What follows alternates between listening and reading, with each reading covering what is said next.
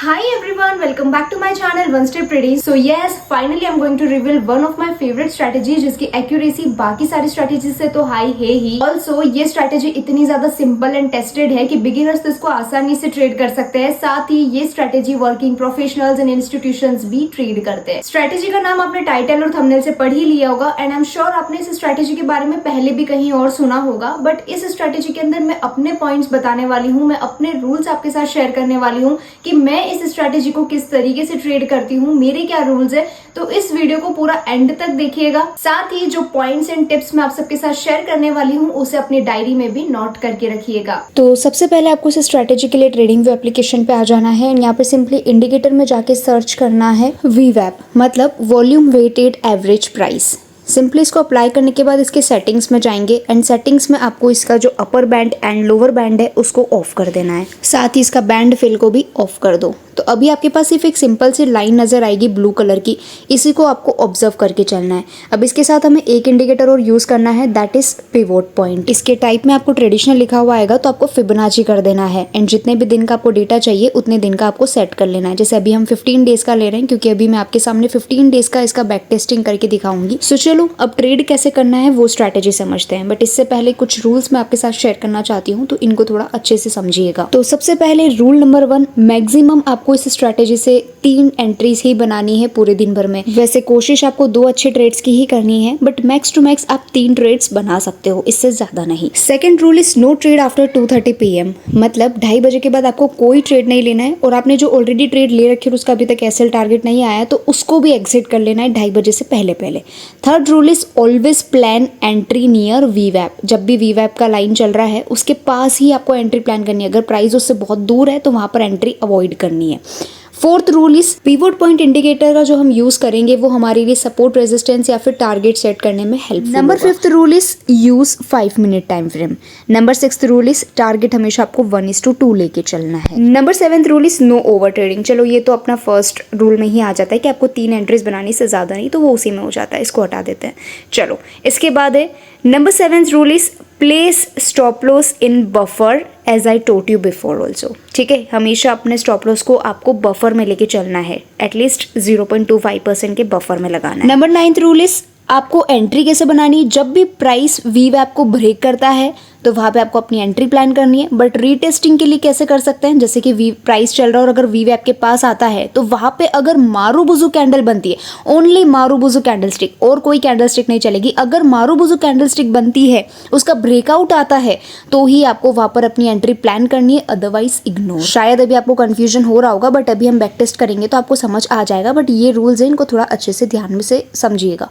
Number 11th and last rule is SL concept. क्या होगा कि देखो, जब भी आप स्टॉप लॉस लगाते हो तो वो हमें पता है कि ब्रेकआउट और ब्रेकडाउन कैंडल जो भी होता है उसके ऊपर नीचे लगता है. लेकिन अगर ब्रेकआउट या ब्रेकडाउन कैंडल ही बहुत बड़ी है, 100 पॉइंट से भी ऊपर है, तो फिर आपको उसका 50% लगाना है और बफर के साथ लगाना है. आई होप सारे पॉइंट्स क्लियर हो. बट मैं आपको एक पॉइंट और समझाना चाहती हूँ कि यहाँ पे बहुत सारे ट्रेडर्स कहाँ ट्रैप होते हैं. देखो क्या करते हैं कि ये VWAP चल रहा है, ठीक है, ये जो मैंने लाइन ड्रॉ करी है दैट इज VWAP. और अभी समझो यहाँ पे ये प्राइस कैंडल स्टिक ऐसे बन रही है, ठीक है, प्राइस ऊपर जाने की कोशिश कर रहा है. अब प्राइस ऑलरेडी VWAP से इतना दूर चल रहा है, ठीक है, price is bullish but VWAP नीचे ही रह गया. अभी प्राइस ऊपर चल रहा है और VWAP इतना नीचे, तो लोग क्या करते हैं यहाँ पर एंट्री बना लेते हैं और ये सोचते हैं कि और ऊपर जाएगा. बट ऐसा नहीं होता है, यहाँ ट्रैप हो जाते हैं वो, क्योंकि VWAP का मतलब ही वॉल्यूम वेटेड एवरेज प्राइस है. मतलब ये एवरेज प्राइस है अकॉर्डिंग टू वॉल्यूम. तो प्राइस जितना ज्यादा VWAP से दूर ट्रेड करेगा उतना ही एंट्री बनाने में रिस्की होगा, क्योंकि प्राइस कभी भी VWAP के पास रिवर्स होके आ सकता है. लेकिन अगर प्राइस VWAP को ब्रेक करके कंफर्मेशन दे रहा है तो ये सॉलिड बात है कि यहाँ से प्राइस में एक बहुत ही अच्छा मोमेंटम आ सकता है. इसीलिए हमेशा VWAP के पास ट्रेड करना सीखो. अगर उससे दूर ट्रेड करोगे तो बहुत जल्दी ऐसे हिट होके ट्रैप होगा. I hope now everything is clear. चलो अब जल्दी से बैक टेस्ट करते हैं. जैसे यहाँ पे मैंने 5 जून का चार्ट ले लिया है, तो यहाँ पे क्या हुआ है कि VWAP को अपसाइड की तरफ ब्रेक किया, ठीक है, यहाँ पे ब्रेक हुआ तो यहाँ पर हम एंट्री प्लान कर सकते हैं. ठीक है, एंट्री प्लान करेंगे. हमारा जो स्टॉप लॉस रहेगा पिवोट के थोड़ा सा नीचे विथ बफर, ठीक है। तो ये हमारा पिवोट आता है, ये वाला जो ऊपर का पिवोट है यहाँ पे हम रखेंगे विथ वेरी स्मॉल बफर। तो हमारा लगभग जैसे 20 पॉइंट का अगर एसएल मान लेते हैं, टोटल 20 पॉइंट्स के आसपास एसएल है, तो हम टारगेट ले लेंगे अराउंड 40 पॉइंट्स का, ठीक है। तो यहाँ पे इजीली आप देख सकते हो हिट हो चुका है। इसके बाद नेक्स्ट एंट्री अगर हम देखना चाहें तो यहाँ पे वी वैप को प्राइस ने नीचे की तरफ ब्रेक डाउन दिया, ठीक है। तो हम यहाँ पे एक शॉर्ट पोजीशन डालते हैं और हमारा स्टॉप लॉस इस ब्रेकडाउन कैंडल के थोड़ा सा ऊपर रहेगा विद बफर। तो जो भी हमारा लाइक 25 पॉइंट्स का एसएल है वो यहाँ पे हिट हो जाता है। तो अभी इमीडिएटली इस वाली कैंडल में हिट हुआ, तो इसलिए हम यहाँ तो एंट्री नहीं बना सकते जब वी वैप को ऊपर तोड़ा, तो इसीलिए हम रीटेस्ट एंट्री प्लान करेंगे। रीटेस्ट में जैसा कि मैंने आपको बताया कि मारूबुजू कैंडल बनना चाहिए, एंड आप देख सकते हो ये वाली जो कैंडल बनी है this is bullish marubozu candle, ठीक है। तो यहाँ पर हम हमारी एंट्री देख सकते हैं। तो जैसे ही बुलिश मारूबुजू कैंडल बनी, हम लोग यहाँ पे ब्रेकआउट का वेट करेंगे। अभी आप देख सकते हो just after the marubozu candle हमें ब्रेकआउट भी मिल चुका है, ठीक है। तो ब्रेकआउट मिला एंड अब हम यहाँ पे एंट्री प्लान कर सकते हैं। स्टॉप लॉस हमारा इस ब्रेकआउट कैंडल के थोड़ा सा नीचे आएगा बफर के साथ। तो अभी इसके नीचे जस्ट पिवोट भी आ गया, इसलिए हम पिवोट का ही थोड़ा बफर ले लेते हैं फॉर जस्ट सेफ्टी पर्पस। तो टारगेट 1:2 लेना है, यहाँ पे हिट हो जाता है। अब बहुत सारे लोग क्या गलती करते हैं कि यहाँ पे एंट्री बनाने लग जाते हैं, बहुत ही गलत है, क्योंकि वी वैप से ये बहुत ज़्यादा दूर है। तो यहाँ एंट्री बनाओगे तो ऐसा ट्रैप मिलेगा। इसीलिए कभी भी वी वैप से ज़्यादा दूर प्राइस होना तो वहाँ पर एंट्री गलती से भी नहीं बनानी है, ठीक है, because this type of entries are very risky. चलो अभी नेक्स्ट देखते हैं। यहाँ पे हमारी ऑलरेडी 3 ट्रेड्स हो चुकी है, तो अब यहाँ पे हम डन फॉर द डे कर देंगे। इसके बाद हमें कोई भी एंट्री प्लान नहीं करनी है, and always you have to plan your entries near we wap, ये हमेशा ध्यान रखना। नेक्स्ट दिन पे आ जाते हैं। तो यहाँ पे क्या हुआ कि मार्केट ओपन होते ही इस वी वैप को ब्रेक किया, ठीक है। ब्रेक किया तो नेक्स्ट कैंडल में हम एंट्री प्लान करेंगे। स्टॉप लॉस हमारा रहेगा जस्ट इस वी वैप के थोड़ा सा नीचे, क्योंकि हमारा जो ब्रेकआउट कैंडल है वो थोड़ा बड़ा जा रहा है, इसीलिए 1:2 लेके निकल जाएंगे, ठीक है। तो ये काफ़ी अच्छा मूव था। अभी यहाँ पे क्या है कि प्राइस पूरा वी वैप से दूर है, तो कोशिश भी नहीं करनी है कि हम यहाँ पे एंट्री प्लान करें, ठीक है। अवॉइड करेंगे क्योंकि वी वैप से बहुत ही ज़्यादा दूर है, ये काफ़ी रिस्की होता है। ऑलमोस्ट आप देख सकते हो 150 से 200 पॉइंट दूर है।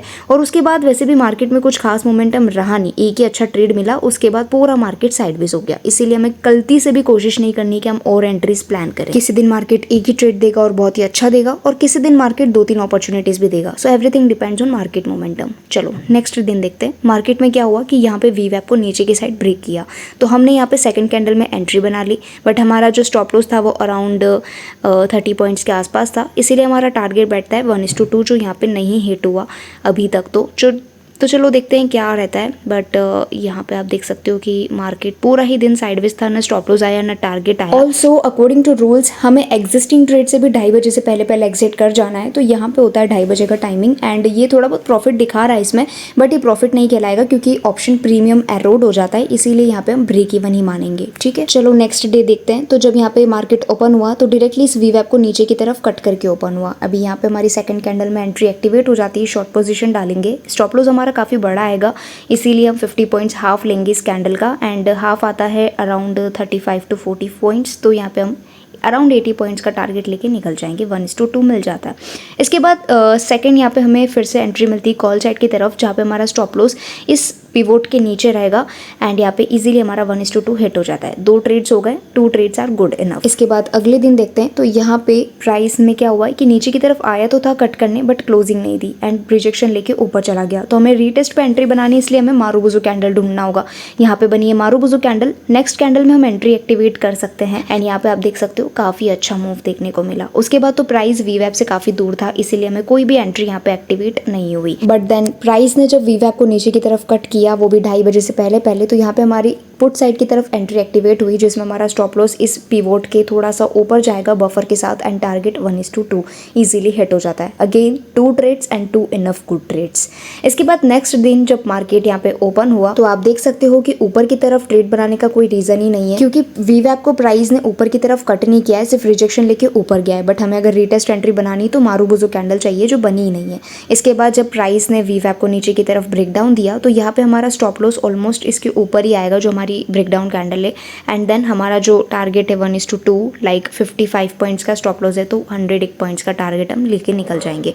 इसके बाद प्राइस पूरा वी वैप के नीचे है, इसलिए कोई भी एंट्री यहाँ पर एक्टिवेट नहीं होती है, एंड देन यहाँ पे पूरा मार्केट ही इसके नीचे गिरता गया। सो यहाँ पे सिर्फ एक ही एंट्री मिलती है एंड काफ़ी अच्छा मूव मिलता है। नेक्स्ट यहाँ पे हम देखते हैं। तो प्राइस ने वी वैप को ऊपर की तरफ कट करके क्लोजिंग दी है, इसलिए हम यहाँ पे सेकंड कैंडल में एंट्री बनाएंगे। स्टॉप लॉस हमारा थोड़ा सा इसके नीचे रहेगा, रहेगा लाइक पूरी कैंडल के 50% नीचे, मतलब 50% और बफर के साथ। तो जो भी हमारा स्टॉप लॉस बैठेगा 50 पॉइंट्स के आसपास, तो उतना ही हम टारगेट लेके निकल जाएंगे। इसके बाद नेक्स्ट जब प्राइस फिर से वीवैप के पास में आया एंड रीटेस्ट स्ट्रैटेजी के हिसाब से मारुबुजु कैंडल भी फॉर्म किया, बट यहाँ पर हमारी एंट्री इसलिए एक्टिवेट नहीं होगी क्योंकि प्राइस ऑलरेडी 2:30 बजे के बाद आ चुका है, इसीलिए हम यहाँ पे कोई भी रिस्क नहीं लेंगे। 2:30 PM के बाद हमें यहाँ पे कोई भी एंट्री प्लान नहीं करनी, इसलिए हम इस ट्रेड को अवॉइड करेंगे। चलते हैं अगले दिन की तरफ। तो जब यहाँ पे प्राइस ने वीवैप को ऊपर की तरफ कट किया तो यहाँ पर हमारी बुलिश साइड एक एंट्री एक्टिवेट होती है एंड यहाँ पे इजीली हमारा स्टॉप लॉस भी हंट हो जाता है। अभी इस वाली कैंडल में हमारा स्टॉप लॉस हंट हुआ, इसलिए हम पुट साइड की तरफ ट्रेड नहीं लेंगे। बट अगेन जब यहाँ पे प्राइस ने वीवैप को ऊपर की तरफ कट किया तो रेड कैंडल में हमारी एंट्री एक्टिवेट हो जाती है एंड स्टॉप लॉस रहेगा इस ब्रेकआउट कैंडल के थोड़ा सा नीचे बफर के साथ एंड टारगेट हम 1:2 लेके निकल जाएंगे। उसके बाद और कोई एंट्री नहीं मिली क्योंकि प्राइस वीवैप के काफ़ी ज़्यादा दूर था। बट नेक्स्ट डे जब यहाँ पे प्राइस ने वीवैप को फिर से नीचे की तरफ कट किया तो यहाँ पर हमारी एंट्री ट्रिगर हो जाती है एंड स्टॉप लॉस हमारा जो ये बड़ी सी ब्रेकडाउन कैंडल है उसके 50% में लगा देंगे। तो यहाँ पे आप देख सकते हो कि हमारा ना तो स्टॉप लॉस हिट हुआ ना टारगेट हिट हुआ टिल 2:30 बजे तक, ठीक है। तो अगेन हम यहाँ पे क्या करेंगे, ब्रेक इवन के साथ निकल जाएंगे क्योंकि हम इससे प्रॉफिट भी नहीं मानेंगे, ऑफकोर्स सी बात है, क्योंकि यहाँ पे प्रीमियम्स एरोड होने लग जाते हैं, इसलिए ब्रेक इवन ही लेके निकल जाएंगे। इसके बाद नेक्स्ट डे जब यहाँ पे प्राइस वीवैप को ऊपर की तरफ कट करता है, ब्रेकआउट देता है, तो अगेन हमारा स्टॉप लॉस क्या रहेगा, ये पीवोट पॉइंट आ रहा है ना, तो पीवोट पॉइंट के थोड़ा सा नीचे बफर के साथ लगाएंगे एंड टारगेट 1:2 लेके निकल जाएंगे। इसके बाद जब प्राइस ने वीवैप को फिर से नीचे की तरफ कट किया तो हम यहाँ पे एक पुट पोजीशन बनाएंगे। स्टॉप लॉस हमारा इस जो पीवोट पॉइंट है इसके थोड़ा सा ऊपर और वीवैप के भी थोड़ा सा ऊपर बफर में रखेंगे, ठीक है। आप चाहो तो ब्रेकडाउन कैंडल भी रख सकते हो क्योंकि जस्ट 40 पॉइंट्स ही है, तो 80 पॉइंट्स के आसपास का आप टारगेट ले लो एंड निकल जाओ। Again 2 good trades enough for the day. इसके बाद नेक्स्ट डे जब प्राइस ने वीवैप को ऊपर की तरफ कट किया तो यहाँ पे हम कॉल पोजिशन लेंगे एंड स्टॉप लॉस हमारा इस पीवोट पॉइंट के थोड़ा सा बफर के साथ रहेगा, जो आएगा हमारा अराउंड 55 पॉइंट्स के आसपास। तो यहाँ पे भी आप देख सकते हो कोई भी कुछ नहीं हुआ, ना स्टॉप लॉस आया ना टारगेट आया टिल 2:30 बजे तक। तो हम क्या करेंगे, अगेन ब्रेक इवन लेके निकल जाएंगे। ऐसा नहीं है कि लॉस में पोजीशन कट हो रही है, थोड़ा बहुत प्रॉफिट चलता है, लेकिन ये जो थोड़ा बहुत प्रॉफिट दिखा रहा है ना, ये कोई काम का नहीं, क्योंकि प्रीमियम्स एरोड हो जाते हैं, इसीलिए ठीक है, जो भी है लॉस भी मिल जाएगा, स्मॉल लॉस हो जाएगा या फिर स्मॉल प्रॉफिट मिल जाएगा या फिर कट हो जाएगा, जो भी है। नेक्स्ट डे जब यहाँ पे वीवैप को प्राइस ने ऊपर की तरफ कट किया, सेकेंड कैंडल में हमारी एंट्री मिल जाती है एंड यहाँ पे हमारा 1:2 हिट हो जाता है।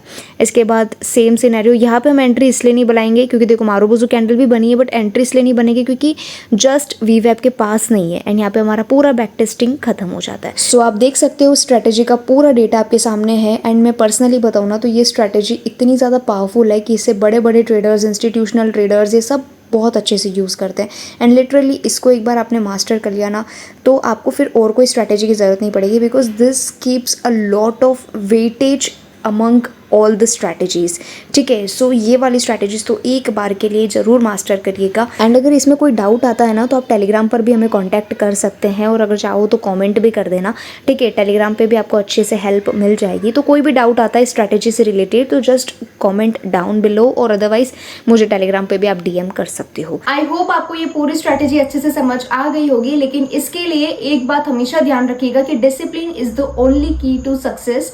जब भी आप कोई भी स्ट्रैटेजी को ट्रेड करते हो तो उसको एक डिसिप्लिन के साथ ट्रेड करिएगा एंड ऐसा किसी भी स्ट्रैटेजी में नहीं होता है कि हर दिन स्ट्रैटेजी आपको पैसा बना के दे, किसी दिन लॉस भी होता है, तो उसको एक्सेप्ट करना सीखिएगा।